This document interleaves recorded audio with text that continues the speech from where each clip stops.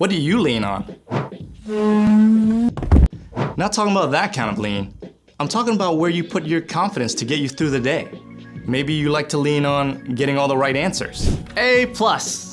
Or maybe you lean on running the fastest or getting picked first in PE. You might lean on being able to make people laugh. What's the best way to throw a birthday party on Mars? You plan it. Maybe you even lean on getting a new pair of shoes or the latest gaming system to make you feel good. None of those are bad things, but if you put your confidence in them, they're going to slide. Just like that shelf. You'll mess up on a test. Sprain an ankle. Discover someone's laughing at you instead of at your jokes. And that brand new gaming system? It might pick up your spirits for a day or two, but after that, it's nothing special anymore. There's only one safe place to put your confidence. God made you. God loves you. And you were designed to lean on God. Even when your day doesn't go the way you hoped, God doesn't change. When you have to wait, God is still there. And when you're worried or anxious, God still has a plan. God can be trusted over and over again. When you ask God each day to guide your steps and trust God to give you the strength and confidence, others can see that peace and freedom that comes with it. They can see God at work in you. That's why trust is such an amazing way to worship God with your life. Because worship is about more than just singing loud. It's all about living loud.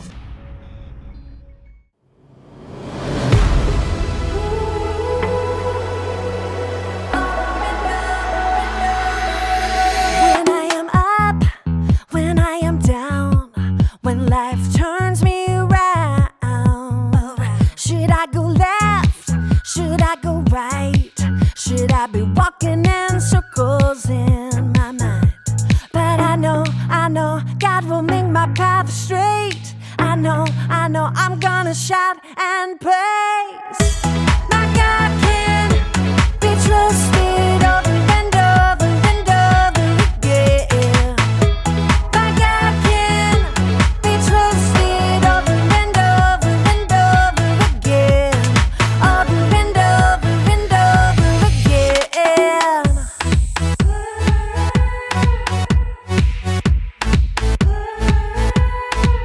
When I am up, when I am down, when life turns me around, should I go left?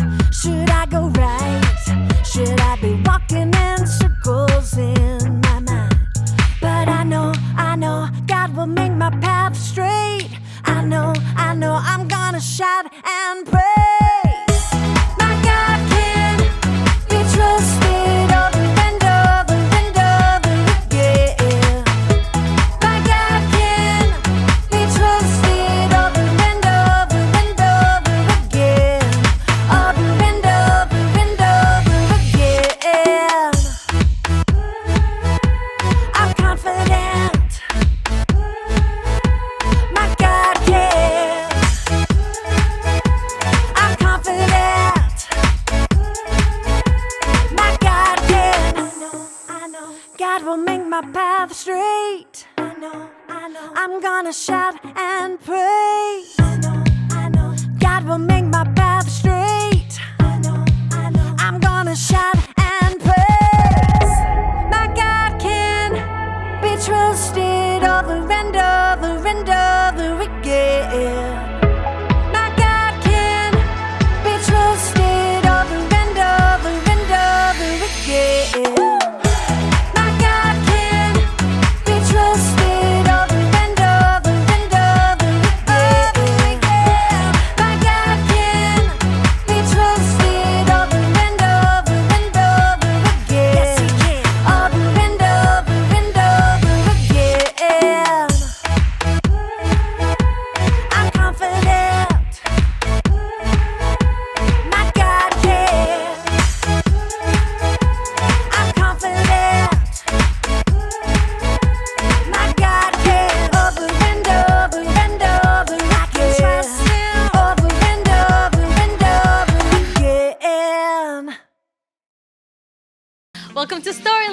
This week, we're talking about trust, while we also take a look at a story of a couple who may win the award for the oldest new parents ever.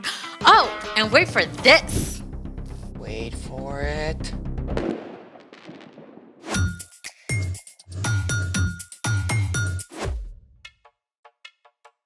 Hey, I'm Amaya. And I'm Zeke. And this week, we're talking about trust, which is putting your confidence on someone you can depend on. But how do you know who you can depend on? Well, I think the best way is to look up. What do you see? The ceiling? No, imagine that we're outside. The clouds. Okay, imagine that we're outside and it's nighttime. The stars. Yeah, all those points of light way out into space. Constellations and galaxies, each one filled with more brilliant, burning stars than we can imagine. And every single one points to God. I mean, God made all that out of nothing. It definitely makes me want to trust God. How many stars are there in the universe? 200 billion trillion stars! Whoa. Yeah. The sky was so amazing last night. I just have to take a picture for you. Look. Ooh, you have seriously got to upgrade. I know. I just couldn't capture it. So I looked up some pictures taken by the Hubble telescope instead. The Hubble Space Telescope has been orbiting the Earth for more than 30 years. It's about the size of a school bus and travels at 17,000 miles an hour, circling the Earth every 97 minutes. Check out this image from the Hubble. Whoa. This is the Prawn Nebula. It is 6,000 light years away. Stars are actually formed there, so the Prawn Nebula is like a nursery for baby stars. Mind blown. Whoa, wait. I know this one. It's the Veil Nebula. It's a leftover from a supernova that exploded like 20,000 years ago. Yeah, and check that one out. Oh, those look like Christmas lights. Well, the red dots are actually dying stars called red dwarfs, and the bluish dots are burnt out stars called white dwarfs. And they are all part of this huge cluster of stars called the Omega Centauri. Oh, I know him. He's a transformer. I think we're talking about something different. Oh, is that it? I want to see more stars. Well, that's all I've got. Unless What? we can make our very own stars right here in the lab. I'm ready. I don't think you're gonna need those. They're for style. Okay then, let's make it. Follow along and you can do this at home if you like. What have we got, Zeke? Step 1, fill a big jar or vase or tank about 2/3 full of water.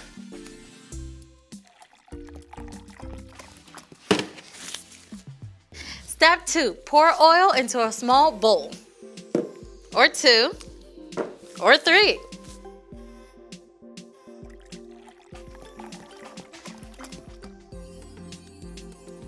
Step 3, add 4 or 5 drops of food coloring to the oil. You can use up to 3 colors.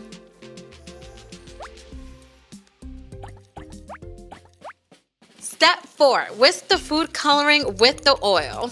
It's a little latte, a really oily latte. Okay, pour. Wait for it.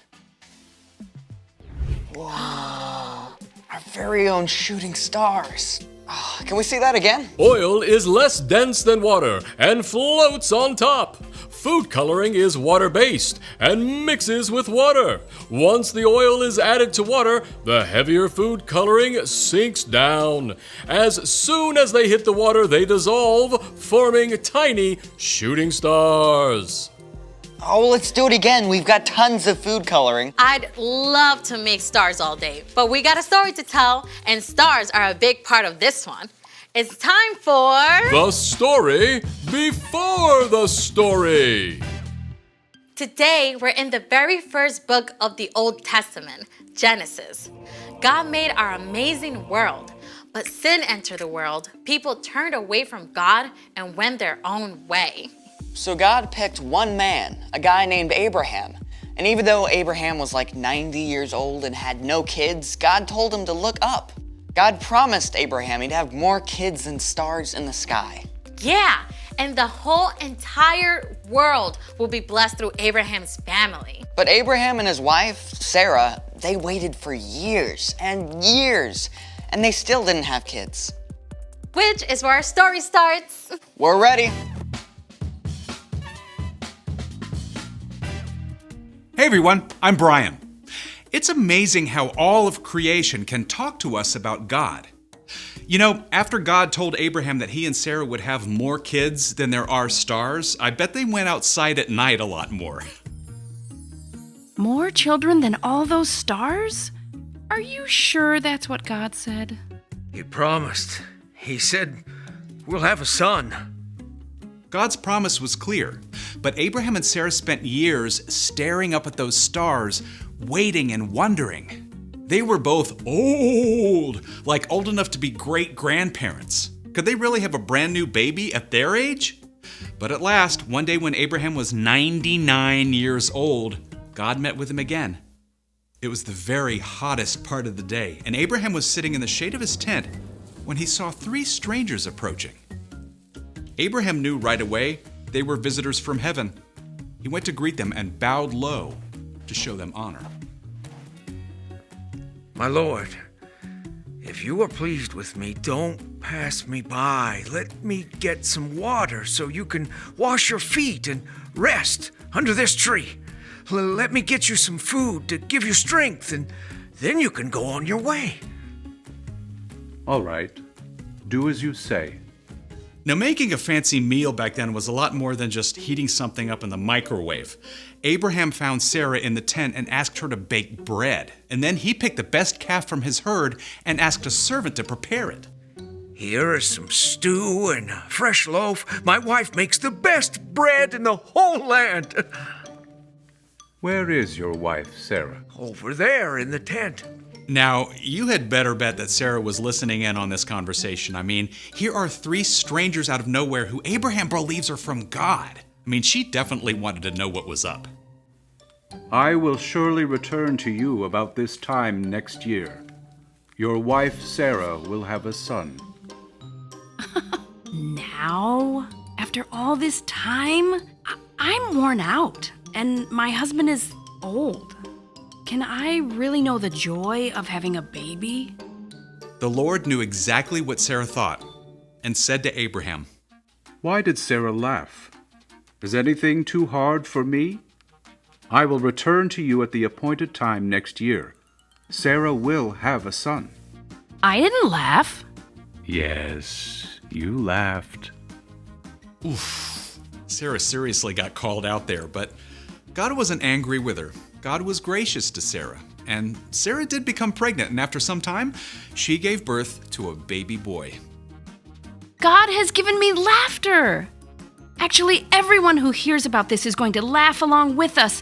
I'm so old, but here I am taking care of a baby. What should we name him? What about Isaac? Of course, Isaac. You're going to have a big family, little one. As many as there are stars in the sky. The end. So, do you know what the name Isaac means? What? One who laughs. Well, that is spot on. Can you imagine how it felt for Abraham and Sarah to wait all those years? I have a hard time just waiting for the microwave popcorn to finish. I know, right? Waiting can be hard. But here's the awesome thing. God is always trustworthy. God promised Abraham that the whole world would be blessed through his family. And it took hundreds of years, but the whole world was and is blessed because of one of Abraham's descendants. You know who I'm talking about? Yeah, Jesus. You got it. You can trust God all the time, especially when you're having to wait. Thanks, Brian. So, what is our part in the story? Well, maybe you're having to wait for a broken arm or a sprained ankle to heal. You can trust that God is still with you, and God still loves you, and you can ask for God for the patience to keep waiting. I remember when I had to wait forever when my mom said she'd get me my phone. I guess I could have trusted God more instead of just asking her, can I have my phone yet? Can I have my phone yet? Can I have my phone yet? Can I have my phone yet? Okay, yeah, Can we get it. Sorry. I actually had to trust God yesterday. My dad promised to play tennis with me after he got home from work, but then he had a video call that took over an hour. I had to trust God to give me a good attitude. Yeah, the truth is, we're gonna have to wait for things. Sometimes we'll have to wait on God. But even while you're waiting, you can trust that God is still there and that God still cares about you. Got it? Got it. Wait for it.